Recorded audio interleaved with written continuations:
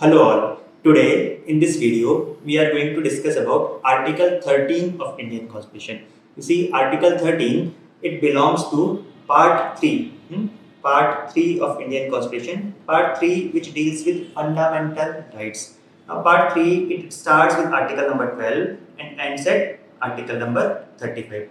What is Article 12 that we have discussed in another video? That is Article 12 deals with definition of state, right? In this particular video, we are going to discuss about Article 13. Article 13, it talks about judicial review. Judicial review.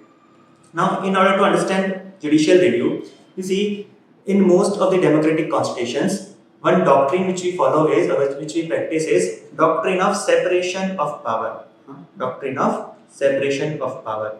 You all might have heard about it. What does it mean? It means that the three organs of the state, that is legislature, executive and judiciary, their powers should be separated and none of them should be interfering in the working of each other. Yes, in case any one organ interferes in the work or usurp the power of any other organ, in such a case another doctrine, that is doctrine of checks and balance, check and balance, it comes into force. Meaning, let's say legislature, whose primary responsibility is to make law, starts taking up work of judiciary, right? In such a case, another two organs, that is executive and judiciary, will be curtailing or somehow stopping legislature to usurp its power. Yes, that is doctrine of check and balance. Now, in case judiciary exercise this doctrine of check and balance over legislature, such check and balance is called as judicial review.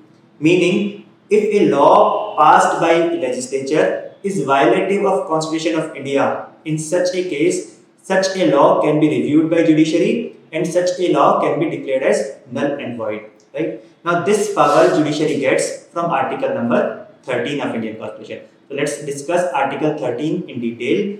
Article 13, it has four clauses, four subclauses. We'll discuss one by one. Article 13 subclause 1, it says all the laws in force in the territory of India immediately before the commencement of the Constitution. Yes, so this article 13 subclause 1 talks about pre-constitutional laws, right? The laws which were framed or which were passed before the commencement of the Constitution. It says, so far as they are inconsistent with the provisions of this part 3, shall to the extent of this inconsistency be void. Meaning, let's say a law which was passed before 26 January 1950 and that law is inconsistent with any of the fundamental right given to us in part 3, such a law shall be considered as void. Right? Shall be considered as void. But when you study Article 13 subclause 1, there is one more important concept or doctrine you should be understanding is Doctrine of Eclipse. Doctrine of Eclipse says that all the pre-constitutional laws which are against the fundamental rights of Indian Constitution will become dormant and not dead. Yes. So, a pre-constitutional law, let's say, is violating any fundamental right, such a law will not be considered as a dead law, but it will be a dormant law. As soon as Parliament amends, the part of that law which is infringing any fundamental right, such a law will become again alive. Or if the fundamental right which that particular law is violating, that fundamental right itself is amended, then also such a law will become alive. We can take an example. For example, there is a particular pre-constitutional law which has 5 sections. 1, 2, 3, 4, 5. Let's say section number 4 is violative of Article 19. In such a case, this pre-constitutional law will be a dormant law. It will not be enforced. But later on, let's say Parliament amends section 4 of this particular law and makes it in accordance with fundamental rights so that it does not violate Article 19. Such a law will again become alive. Yes, that's what Doctrine of Eclipse means. Yes, so Article 13 subclause 1 is about such pre-constitutional laws which are violating fundamental rights. Then the next article is Article 13 subclause 2. Article 13 subclause 2 says, the state shall not make any law which takes away or abridge the rights conferred by this part, and any law made in contravention to such a clause, to the extent of contravention, be void. This Article 13 subclause 2 is about the laws made after the commencement of the Constitution, meaning any law which is made by any legislature after the commencement of the Constitution, if it is violative of any fundamental right, such a law will be considered as void to the extent it is violating the fundamental right. Now, meaning Parliament or State Assembly or any local legislative body also cannot make a law which is violative of fundamental right. Now here you should be knowing one more doctrine, that is Doctrine of Separability or Severability. This doctrine, it says that if a part of law is against the provision of Constitution, then only that offending part will be declared as void and not the whole law. You see, again, let's take the same example as we have taken above. A particular law has 4 or 5 sections, and section 4 is violating a fundamental right. In such a case, only section 4 should be considered as void. Rest of the sections can be operative. Yes, so only that part will be considered as void which is violating fundamental rights. Rest of the part of the particular law will not be considered as void. That's what Doctrine of Separability means. This doctrine, it is applicable on both kind of laws, meaning the laws which were passed before the commencement of the Constitution and the laws which are passed after the commencement of the Constitution. On the other hand, Doctrine of Eclipse, it is only applicable to the laws which were passed before the commencement of the Constitution. Then let's discuss Article 13 subclause 3. What does law means in this particular article? That is what is defined under Article 13.3. Article 13.3 has given a very wide interpretation of the word law. It says law includes any ordinance, order, bylaw, rule, regulation, notification, custom or usage having in the territory of India the force of law. So all such things, ordinance, order, bylaw, rule, regulation, notification, custom, usage, all such will be considered as law under Article 13, again for the purpose of judicial review. The law in force it also includes the part if we see 13.3 part B, it says law in force includes laws passed or made by legislature or other competent authority in the territory of India before the commencement of the Constitution. So any law which was passed even before the commencement of the Constitution, again such laws will also be considered as law under Article 13 subclause 3. So basically Article 13 subclause 3 gives a very wide definition of law. Then very next and very important part of this Article 13 is, so one major or important discussion under Article 13 was whether the word law here under Article 13 includes constitutional amendment.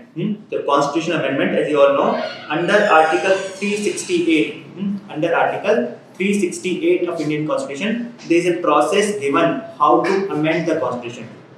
So this question, it was taken up first in 1951 in a very famous case which is called as Shankari Prasad versus Union of India case, 1951.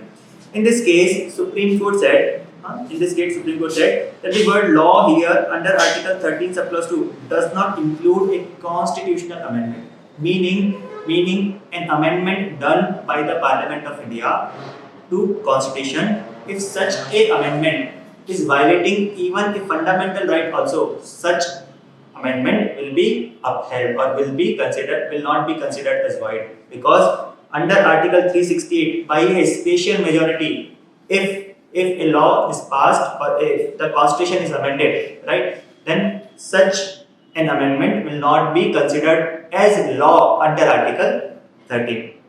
But this stand which was taken by Supreme Court in 1951 in Shankari Prasad case was overruled or overturned by Supreme Court itself in another case which is called as Golaknath versus State of Punjab case in the year 1967.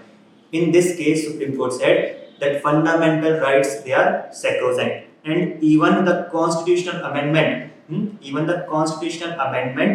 will be considered as law under Article 13 subclause 2, meaning even the Constitutional Amendment Act cannot infringe any fundamental right given to citizens of India under Part 3. Now, in order to overturn or nullify the judgment given by Supreme Court of India in Golaknath case, Parliament amended the Constitution by 25th Constitutional Amendment Act in the year 1971. Parliament added Article 13 subclause 4. Article 13 subclause 4 says that nothing in this article shall apply to any amendment to this constitution made under Article 368. Meaning, if an amendment under Article 368 or if a constitutional amendment is done, then such an amendment will not be considered as law under Article 13. So basically it was to nullify the judgment of Golaknath. Now this thing was challenged, this amendment, 25th amendment was challenged in Supreme Court in a very famous case, Keshwanand Bharti case, Keshwanand Bharti versus State of Kerala case in the year 1973. Here in this Keshwanand Bharti case, Supreme Court came up with a new doctrine which is called as Doctrine of Basic Structure. First of all, Supreme Court upheld the constitutionality of article or constitutionality of 24th Amendment Act, and Supreme Court further said that meaning if article or if 25th Amendment is upheld or Article 13 subclause 4 is upheld, meaning that an amendment to the Constitution will not be considered as law under Article 13.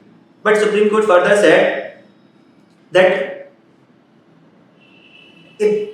power to amend the provision of the Constitution or even the fundamental right, this power Parliament has. But these kind of amendment should not change the basic structure of the Constitution of India. So in this Keshwanand Bharti case, Supreme Court came up with a basic structure doctrine, meaning there are few aspects of the Constitution, right, which are very core to the Constitution. Without them, Constitution will lose its meaning, its values, right. Such aspect of the Constitution shall not be changed even by Constitutional Amendment Act. Otherwise, the amendment to the Constitution, such laws or such act will not be considered as law under Article 13. So I hope that Article 13 is clear. Article 13 has 4 provisions.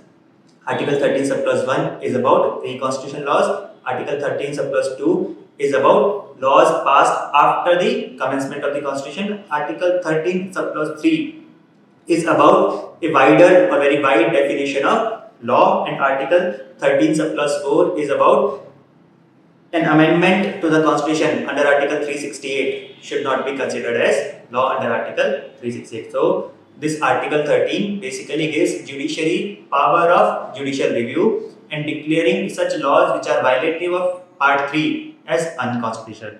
So I hope this topic is clear to you. Thank you so much.